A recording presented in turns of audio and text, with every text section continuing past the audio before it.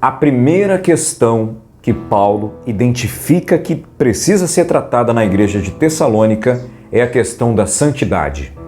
Se por um lado, na cidade de Tessalônica havia uma tendência à idolatria e à prostituição de diversas maneiras, por outro lado, o apóstolo Paulo ele estava preocupado com a santificação da igreja de Cristo que habitava naquela cidade. Paulo ele começa a ensinar para a igreja de Tessalônica que santidade não é a mesma coisa que porneia.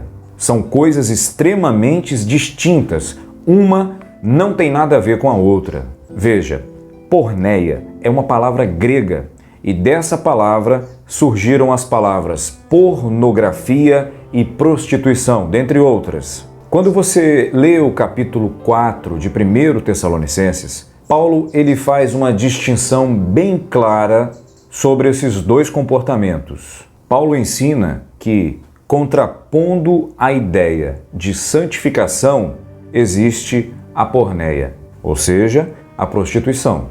Agora, uma nota de rodapé para você. Por óbvio, por lógica, a porneia ela tem o caráter sexual. Mas não é só isso. Porneia também traz o sentido de compra e venda.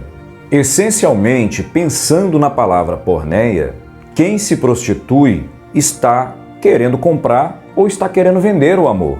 Você já reparou que nós cristãos costumamos dizer em nossa sociedade que prostituição é algo que está muito distante de nós? Mas eu te faço uma pergunta. Será que nós não temos uma tendência de comprar e de vender amor? Será que isso está tão distante da gente assim? Veja, pensando numa estrutura de família, será que existem mulheres cristãs que tentam comprar o amor dos seus maridos? Por outro lado, será que existem homens cristãos que tentam comprar o amor de suas mulheres? Me permita te dizer uma coisa. A prostituição, ela tem uma ideia muito mais ampla, muito mais assustadora. E se a gente começa a desenvolver a prostituição, seja de qualquer maneira, nós estamos contra a vontade de Deus, que é a santificação da nossa vida. E eu chego a afirmar que existem muitos homens que compram o seu sacerdócio de suas mulheres numa atitude de negociata de compra e venda de amor. Veja, prostituição é um negócio muito sério na Bíblia. Muitas vezes nós imaginamos que santificação consiste apenas em nós nos abstermos de relações sexuais ilícitas. Mas isso é óbvio. Mas o que não fica tão óbvio é que na medida que buscamos a santificação, o amor deixa de ser um produto de compra e venda. Guarda uma coisa, nós não negociamos amor. O amor é uma dádiva do Pai. Amor não é comércio. E agora eu vou te dar uma dica quando o mundo passa a governar a nossa cabeça. A primeira referência que podemos identificar que o mundo está controlando a nossa mente é quando passamos a comprar e a vender o amor.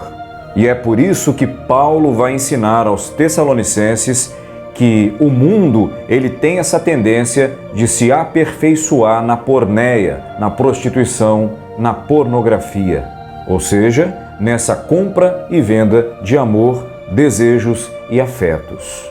Enquanto que a Igreja de Cristo, ela se aperfeiçoa, se separando, se santificando para Deus. Com essa comparação fica muito claro que Paulo está ensinando aos Tessalonicenses que prostituição não tem nada a ver com santificação. Ele ensina que são duas buscas em caminhos totalmente opostos. E aquela igreja nascente ali na cidade de Tessalônica precisava se posicionar contra as práticas que se faziam naquele lugar em nome de uma falsa santificação. A cidade de Tessalônica, como muitas outras cidades, possuíam suas divindades, os seus deuses, e para adorar, prestar culto aos seus deuses, eles praticavam um ritual de adoração muito estranho. Eles iam para dentro dos templos eles comiam, bebiam, faziam sexo dentro do templo e todo esse procedimento era tido como um ato de adoração e de santificação aos seus deuses, às suas divindades. E aí, contrapondo todo esse cenário, o apóstolo Paulo, ele se dirige à igreja de Cristo em Tessalônica e diz o seguinte: vocês não fazem parte de Naós. Naós significa em grego templo pagão. Vocês são templo do Espírito Santo. E no templo do Espírito Santo, a adoração a Deus é muito diferente. Veja, enquanto que em Naós as pessoas se santificavam comendo, bebendo e fazendo sexo dentro do templo, Paulo ele vai ensinar que o templo do Espírito Santo somos nós e que dentro desse templo existe um Kurios. Kurios é Senhor em grego.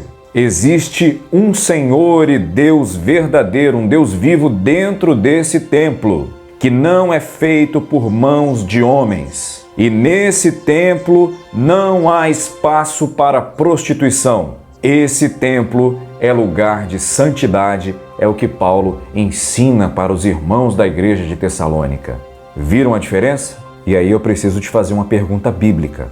O seu templo, ele é um naós, é um templo pagão, ou o seu templo é templo do Espírito Santo? A gente percebe, lendo a primeira e a segunda carta aos Tessalonicenses, que a preocupação de Paulo é para que eles soubessem se posicionar contra todo tipo de mentalidade diabólica que surgia para influenciar negativamente o culto deles a Deus.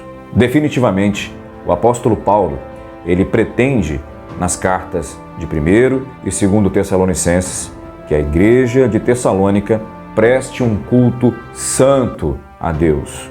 E para finalizar, eu faço uma pergunta para você. Será que a preocupação do Espírito Santo não seria que nós prestássemos um culto a Deus sem as influências do paganismo, sem as influências do mundanismo, sem as influências das heresias? Pensa aí. Agora, abra lá 1º e 2º Tessalonicenses com essa perspectiva e estude a palavra de Deus. E lembre-se, Deus, ele não aceita dividir o seu templo, que é o seu coração, que é a sua vida, com nenhum outro falso Deus. Creia nisso. Já para a Bíblia fica por aqui. Um beijo no coração, um forte abraço e até o próximo vídeo, se Deus quiser. Tchau!